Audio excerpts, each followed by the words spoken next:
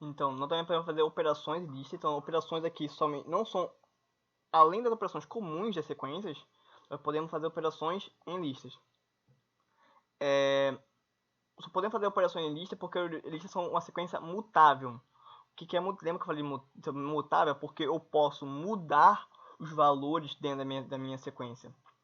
Tipo, tuplas são sequências imutáveis. Eu não posso mudar o valor que está lá dentro.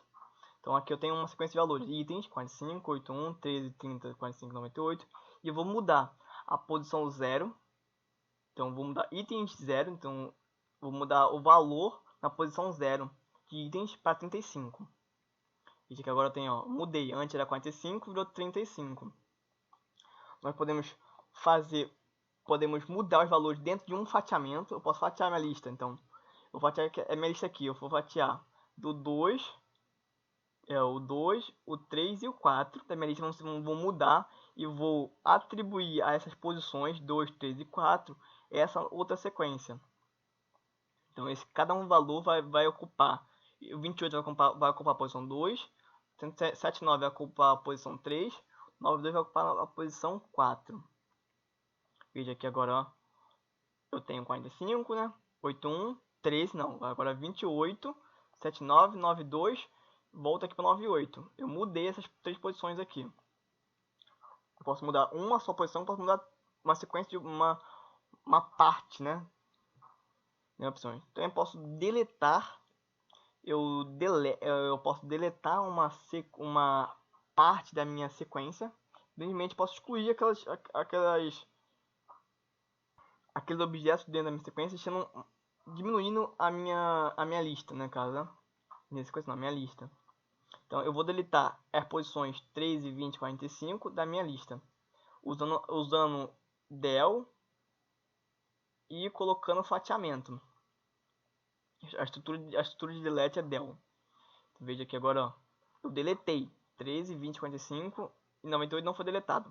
Poderia também escrever, ou poderia escrever dessa forma, ou poderia também escrever dessa forma aqui também.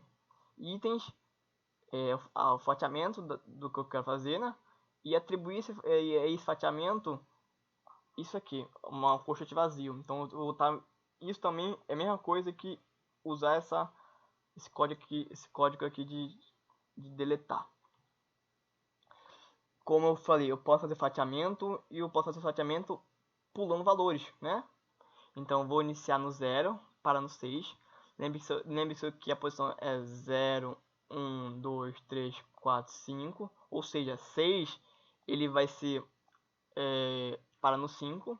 Então eu vou substituir no 0, no 0, 2 e 4.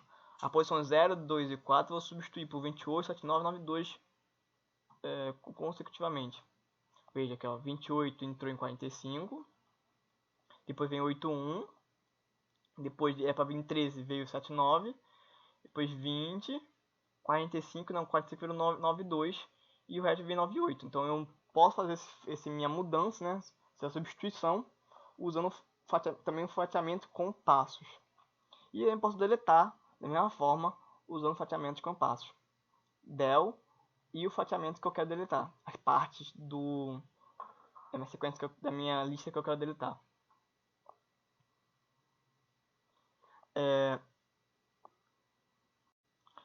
Uma sequência, ela também pode uma lista. Então a gente vai entender a tipagem dinâmica. A gente viu a gente viu que Python é uma linguagem de tipagem dinâmica. Falei disso lá nas primeiras aulas.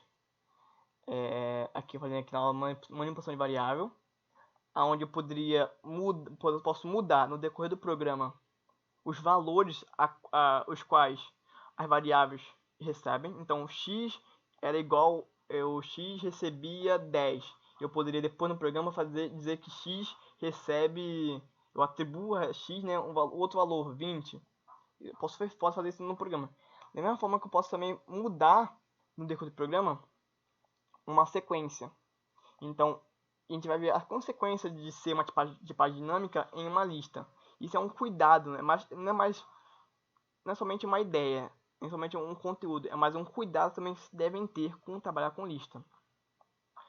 Na tipagem dinâmica, variáveis e objetos são armazenados em parte diferente da memória e sempre estão ligados. Lembra que eu falei lá sobre o escopo de uma ideia de escopo de armazenamento? Então, eu tenho uma área que eu armazeno os nomes das variáveis e tem uma área que eu armazeno os meus objetos. E aí eu ligo, exatamente como eu falo, eu ligo um valor. Calma aí, dá um minutinho aqui.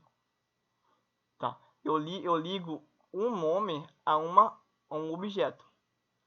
Então, eu tenho esse L1, L1 L2 são nomes que estão em uma área e as variáveis e os objetos estão em uma outra área, ligados. Podemos dizer assim, aqui uma seta, né? Mas estão ligados um com o outro. Mas não são a mesma coisa. O nome é variável é uma coisa, o objeto é outra. Então, veja aqui um exemplo de como isso acontece.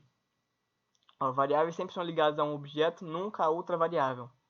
Então, se uma variável está ligada sempre a um objeto e uma variável não pode se ligar a outra variável, então se eu atribuir L1,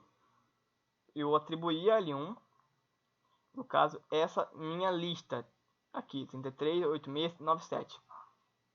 E depois se eu atribuir L1 a L2, o que eu posso esperar é essa, mostra aqui, né? Essa imagem aqui retrate o que está sendo feita, mas não é isso. Quando eu faço isso em Python, na verdade o que eu estou fazendo é isso. Quando eu atribuo L1 a L2, na verdade o que eu estou fazendo é o seguinte: eu estou ligando L2 ao mesmo objeto ligado a L1. Então, vamos botar mais claro. L1 e L2 são nomes de variáveis, são variáveis diferentes. Só que são duas variáveis diferentes ligadas ao mesmo objeto. Você quer compreender isso? Que L1 e L2 são nomes de variáveis diferentes, mas ligadas ao mesmo objeto. Então, se eu quiser me referir no meu programa a esse objeto, eu posso L1, posso L2, porque eu atribuí L1 a L2. Então, veja aqui no exemplo mais prático. Eu atribuí essa lista a L1, depois eu atribuí L1 a L2. Se eu modificar L2, eu estou modificando L1. Como assim? Ó? Veja aqui. Ó. Eu modifiquei L2. Então, ó, L1 tinha 338697. Em L2, eu modifiquei a posição 1, botando lá 55. Se eu imprimir L1, veja que eu modifiquei. Ó, era 86 virou 55. Mas eu não fiz nenhuma operação de modificação em L1. Eu fiz em L2. Mas como os dois se ligam ao mesmo objeto, então quando eu modifiquei o objeto a qual L2 se refere, eu também modifiquei ao que L1 se refere, porque os dois se referem ao mesmo. Então, eu não posso simplesmente fazer esse tipo de coisa e achar que somente o L2 vai ser modificado. Eu também modifico também o L1.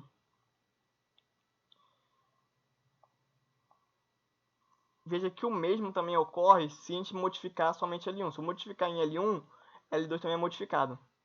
Porque os dois se referem ao mesmo objeto. Então, quando eu estou modificando naquela variável, eu estou modificando o objeto. Então, quando eu modifico em uma variável, estou fazendo esse tipo de coisa, esse tipo de ação, eu estou modificando o objeto a qual ela se refere. Como as duas se referem ao mesmo, qualquer modificação usando L2 ou L1 vai se referir ao mesmo objeto. Mas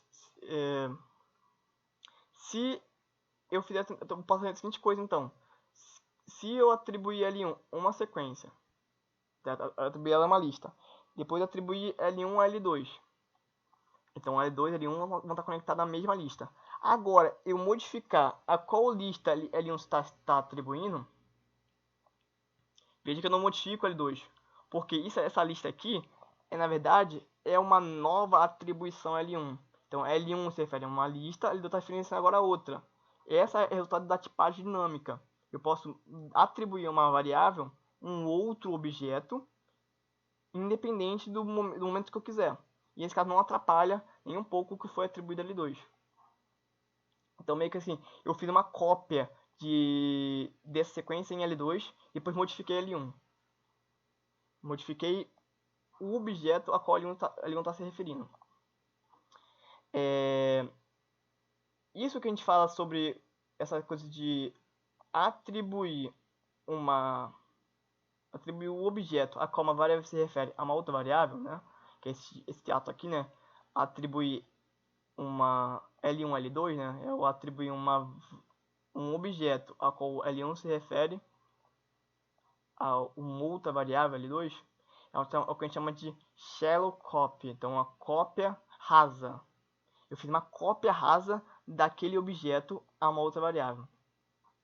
Veja que quando eu faço a cópia rasa, se eu perguntar L1 é igual a L2, verdadeiro. L1 é L2, verdadeiro. Porque os dois são a mesma coisa, os dois se referem ao mesmo objeto. E os dois têm o mesmo valor. Mas se eu fizer o seguinte coisa, se eu atribuir a L1 uma lista e atribuir a L2 uma outra lista, sendo que os dois têm o mesmo valor, se eu fizer a comparação agora, os dois têm o mesmo valor. Então se eu fizer a comparação, veja que deu true, mas L1 não é L2, porque os dois têm o mesmo valor de lista, as listas têm os mesmos valores, em cada posição são iguais, só que agora estão atribuídos cada um objeto diferente. Esse aqui é um objeto, esse aqui é um objeto, esse aqui é outro objeto, de valores iguais, mas diferentes. Então, eu posso fazer normalmente quando eu quiser fazer, quando eu for fazer uma cópia de uma lista que está armazenada a uma variável para uma outra variável, eu vou ter que usar um método que a gente vai ver agora daqui a pouco, chamado copy.